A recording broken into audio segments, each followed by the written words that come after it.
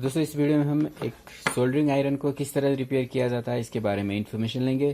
तो अगर आप जानना चाहते हैं कि एक सोल्डरिंग आयरन को हम किस तरह से रिपेयर कर सकते हैं, अगर इसमें कोई फॉल्ट आ जाए यानी कि सोल्डरिंग आयरन गर्म ना हो या काम नहीं करे तो हम इसे किस तरह से रिपेयर कर सकते हैं, तो इसके बारे में मैं आपको इन्फॉर्मेशन देने जा रहा हूँ।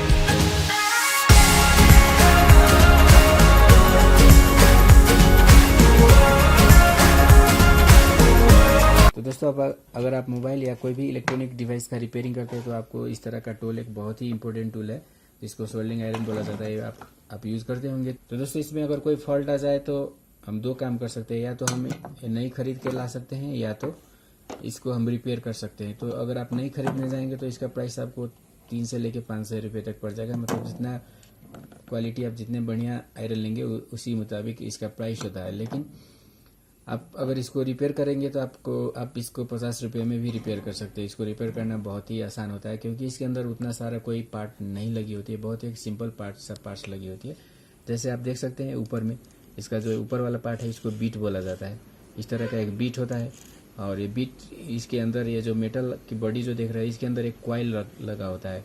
तो जो अंदर का कॉइल होता है वो इलेक्ट्रिसिटी देने पर बहुत गर्म हो जाती है और उस गर्मी के चलते ये जो बीट है वो भी गर्म हो जाता है और फिर हम इसका यूज करके डिफरेंट पार्ट्स को जोड़ सकते हैं या निकाल सकते हैं। तो इसका जो अंदर का कॉइल है शायद वो फॉल्ट हो चुका है क्योंकि ये गर्म नहीं रहे। इसको मैंने लाइन पे जोड़ के ट्राई किया लेकिन ये गर्म नहीं हो रहे। तो मैं अब किस तरह से ये अंदर का कॉइल चेंज करने पर ये काम करती है या नहीं करती है इसी के इन्फॉर्मेशन हम इस वीडियो में देने वाले हैं। आयरन के अंदर किस तरह की कॉइल होती है और आयरन को किस तरह से खोला जा सकता है, इसको हम किस तरह से खोल सकते हैं और इसको हम किस तरह से रिपेयर कर सकते हैं, इसकी पूरी प्रोसेस की इन्फॉर्मेशन मैं इस वीडियो में देने वाला हूँ। तो चलिए शुरू करते हैं।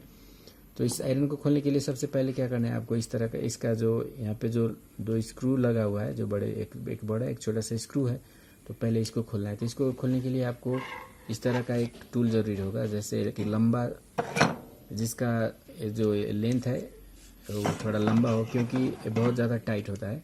तो इसको खोलने के लिए अगर आपके पास इस तरह की एक लंबी स्क्रू ड्राइवर है तो इसको आप आसानी से खोल सकते हो। तो इसको इसमें लगा के जो स्क्रू है पहले आपको ये स्क्रू खोल लेना है। स्क्रू खोल लेने के बाद दोनों साइड में आप स्क्रू दे सकते हो। तो स्क्रू को खोल के अलग कर दे और फिर इस साइड में भी एक स्क्रू लगा हुआ है तो इसको भी खोल लेना है। तो स्क्रू को खोलने के बाद अब हमें क्या करना है, इसका जो बीट है वो बाहर आ जाएगा आसानी से। बीट को आप रीयूज कर सकते हो, तो इसको रख दे कहीं, इसको रीयूज करना होता है तो इसको मैं रख देता हूँ अलग से। और फिर इसके अंदर की कॉइल निकालने के लिए आप देख सकते हो ये पार्ट एक कॉइल से लगी पार्ट है। तो पहले हम इस साइड, इसका जो ये साइड है इसको हम खोल लेते हैं। जैसे ये देख सकते हो इसको बाहर कर लेना है। इसको इस तरह से आप बाहर कर सकते हो। बाहर करने के बाद यहाँ से भी ये खुलेगा। इसको इस तरह से घुमाने के बाद ये कवर जो है इस तरह से खुल जाएगा, ये निकल जाएगा। निकलने के बाद यहाँ पे आप देख सकते हो ये जो दो वायर लगी हुई है वो कॉइल की वायर है। तो पहले आप टेस्ट कर सकते हो ये कॉइल काम कर रही है या नहीं कर रही है, इसको टेस्टिंग भी हम करके देख सकते हैं। तो इसको टेस्ट करने के लिए मल्टीमीटर को लेके इसको टेस्ट करने का जो प्रोसीजर है वो सबसे पहले आपको क्या करना है, मल्टीमीटर को यहाँ पे आप 20 किलो में रख ले, 20 किलो में रख सकते हो। 20 किलो में रखने के बाद ये जो इसका जो दोनों आप यहाँ पे इसका वायर देख रहे हो वो कॉइल का वायर है। तो इसको दोनों वायर में इस तरह से टच करना है। टच करने के बाद अगर मल्टीमीटर हमारा कोई रीडिंग दिखा दे रही है तो रीडिंग आ रही है तो ये ठीक है, लेकिन इसमें कोई रीडिंग नहीं आ रही है, इसका मतलब ये कॉइल जो है बिल्कुल फॉल्टी हो चुका है। तो इस तरह से कॉइल ठीक है या फॉल्टी है आप फाइंड आउट कर सकते हो। इसमें आप देख सकते हो इसमें कोई रीडिंग नहीं आ रही है, तो इसका रीडिंग जो है वो आना चाहिए था। इसमें हमें इसको बहुत हाई रेंज में रखने के बाद, मेगा ओम की रेंज में रखने के बाद भी ये रीडिंग नहीं दे रही है। तो इसका मतलब एक कॉइल जो है बिल्कुल फॉल्टी हो चुका है। तो इसका जो कॉइल है बदलना होगा। एक सही कॉइल का रीडिंग कितना होना चाहिए, चलिए मैं नया कॉइल एक लेके आया हूँ इसको बदलने के लिए। तो मेरे पास एक नया कॉइल भी है, ये 40 वाट का, सेम वाट का कॉइल आपको डालना है, अलग वाट करना है। जैसे पहले आपका जितना वाट का आपका आयरन होगा वो देख के उसी मुताबिक आपको आयरन की अंदर की जो कॉइल होती है वो लेकर आना है। और फिर इसको, तो चलिए मैं इस एक नए कॉइल है जो बिल्कुल वर्किंग है, इसको मैं चेक करके दिखा देता हूँ, मतलब एक कॉइल का वैल्यू कितना आना चाहिए। तो चलिए इसको चेक करने के लिए मैं इसको 20 किलो की रेंज में रख लेता हूँ और फिर मैं इसको चेक करता हूँ। तो चेक करने के बाद तो इसको चेक करता हूँ मैं। तो देखिए दोस्तों, इसका जो वैल्यू है वो 1.2 किलो ओम के रेंज में आ रहा है। तो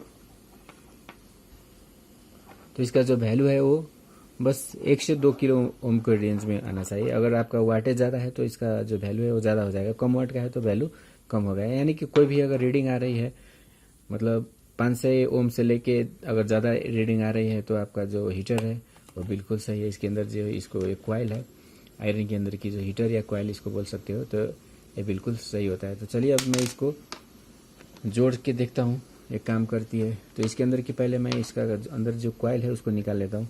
तो इस तरह से खोलने के बाद अब हमें ये जो स्क्रू है उसको भी खोल लेना है।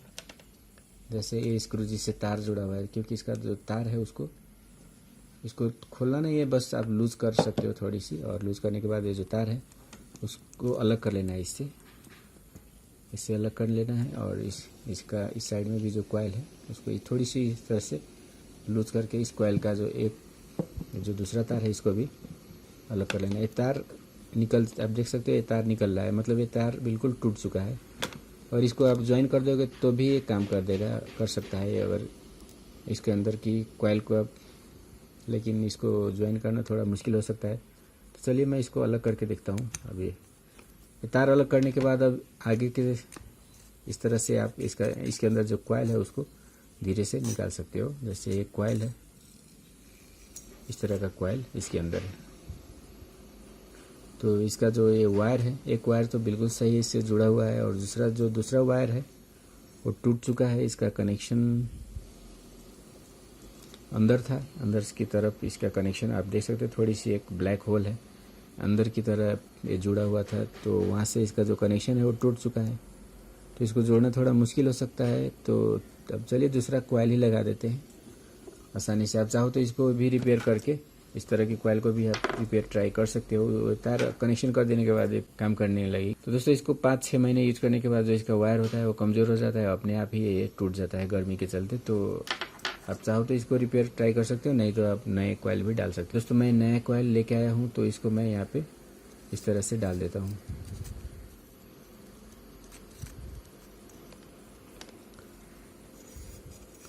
पहले इसको निकाल लेता हूँ, जो वायर को कवर करने वाला एक। चलिए इसको मैं अंदर डाल देता हूँ और फिर देखते हैं। इसको अंदर डालने के बाद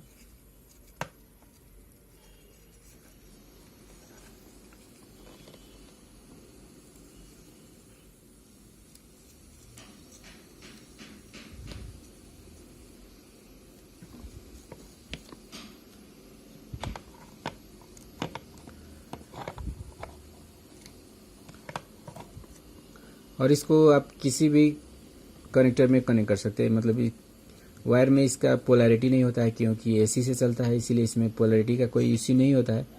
तो आप जिस साइड में चाहो उस साइड में इसको कनेक्ट कर सकते हो। तो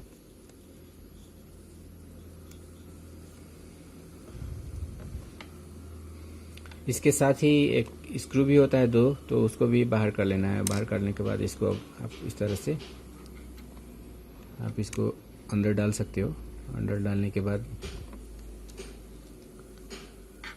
अब इस वायर को कनेक्ट कर देना है। यहाँ पे आप इसको लपेट सकते हो, इस वायर को, दोनों वायर को, दो साइड में जो स्क्रू इस तरह से दिया हुआ है, तो उसके साथ आप इसको इस तरह से कनेक्ट करने के बाद इसको थोड़ी सी टाइट कर देना है। कनेक्शन लूज नहीं होना चाहिए, लूज होने से स्पार्किंग का प्रॉब्लम हो सकता है। तो इसीलिए कनेक्टर को आप अच्छी तरह से टाइट कर दें। और फिर जो दूसरा वायर है उसको भी, तो ये जो वायर, जो कॉइल का जो वायर है उसको आप एसी के जो वायर है, ये एसी का वायर है, जो इनपुट एसी है उसका वायर है, तो उसके साथ आप इस तरह से इसको जोड़ सकते हो। और जो ये बचा हुआ पार्ट है इसको आप काट दे, क्योंकि अगर ये दोनों अगर ज्वाइन हो जाएगा तो शॉर्ट होने का चांस डर रहेगा। तो इसको आप काट के हटा सकते हो। तो चलिए मैं इसको काट के अलग कर देता हूँ।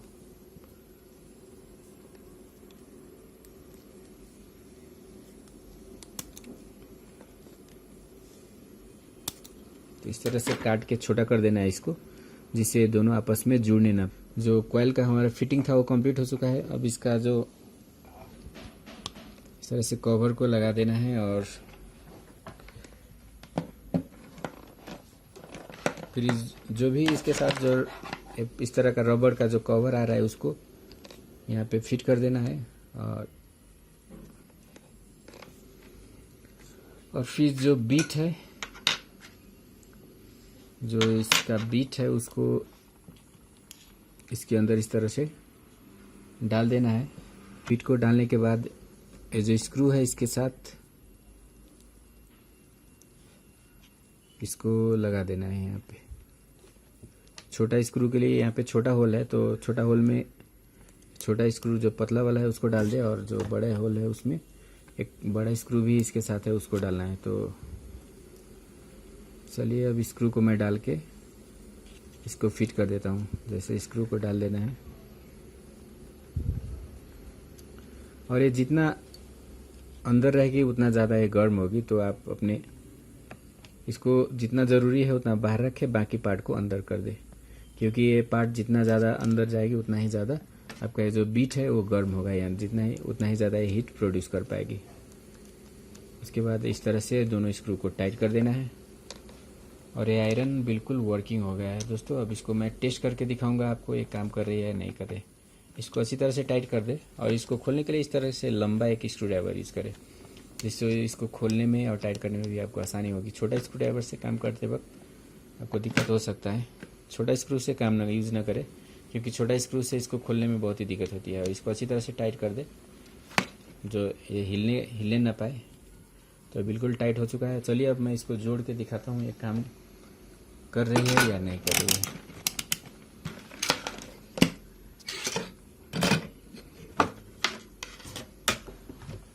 तो मैं इसको जोड़ देता हूँ, इसी के साथ कनेक्ट करता हूँ और फिर चेक करते हैं। तो जो नए जब फर्स्ट बार हम इसको यूज़ करते हैं तो इसके अंदर से धुआं आती है, तो मैंने इसको ऑन कर दिया है। अब देखते हैं। तो आयरन के अंदर से जब फर्स्ट कॉइल पहली बार जब गर्म होती है तो इस तरह का स्मोक निकलता है। तो देख सकते हैं दोस्तों, ये जो आयरन है वो बिल्कुल अब गर्म होगा और फिर हमारा जो आयरन है ठीक हो चुका है। तो दोस्तों अगर आपका भी आयरन कभी ख़राब हो जाता है तो इस तरह से इसी प्रोसेस से आप अपने आयरन को रिपेयर कर सकते हो। और रिपेयर करने के लिए आप इसके आयरन के अंदर अब कोई भी पार्ट नहीं है, एसी का केबल है। अगर ये केबल ख़राब हो जाए तो आप केबल चेंज कर सकते हो, कॉइल ख़राब है तो कॉइल चेंज कर सकते हो, अगर ये ऊपर का हिस्सा है ये ख़राब है तो उसको भी चेंज कर सकते हो। मतलब तो दोस्तों वीडियो देखने के लिए बहुत बहुत शुक्रिया। वीडियो अगर आपके लिए यूज़फुल हुई हो, आपको कुछ वीडियो से जानकारी हासिल हुई हो तो वीडियो को लाइक करें, शेयर करें और हमारे चैनल को सब्सक्राइब अभी तक आपने नहीं किया है तो चैनल को सब्सक्राइब ज़रूर करें। आज के लिए इतना ही, मिलते हैं किसी अगले वीडियो में अगले टॉपिक के साथ। तब तक के लिए stay happy, stay healthy, bye bye.